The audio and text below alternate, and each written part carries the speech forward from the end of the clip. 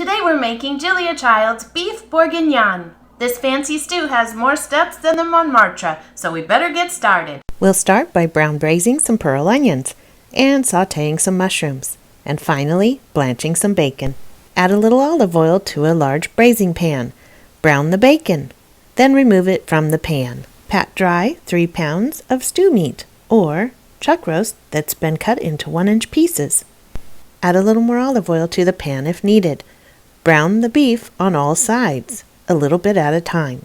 If we overcrowd the pan, the beef will get gray and steamed rather than a beautiful brown. Once the beef has been browned, remove it from the pan and set aside with the bacon. Our braising pan is doing the heavy lifting today. Now it's time to brown 1 sliced carrot and 1 sliced onion. Return the beef and the bacon to your pan.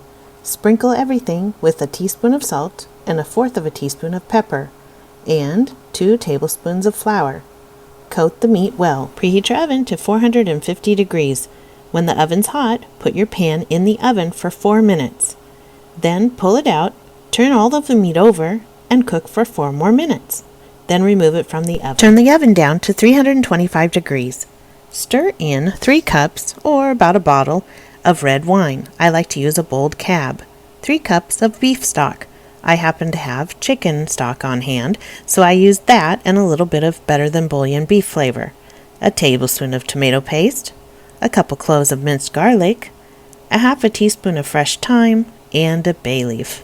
Place your stew on medium heat, stir, and bring to a simmer. Then cover and place it in the oven. Cook for 3 hours. And because this is the busiest stew you will ever make, remove everything from the pan except the liquids. Set it aside. Cook the juices over medium-high heat and stir until they're thick enough to coat a spoon. This is also a great time to scrape the bottom of the pan.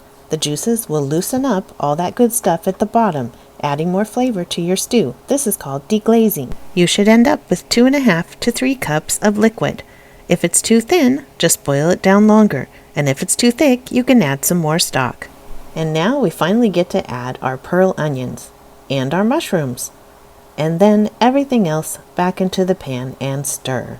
Give it a quick try and make sure that it has enough salt and pepper. She might be high maintenance, she might be fancy, but she's a people pleaser. And there you have it. It's worth the hype, and it's worth the cooking experience. Give it a try.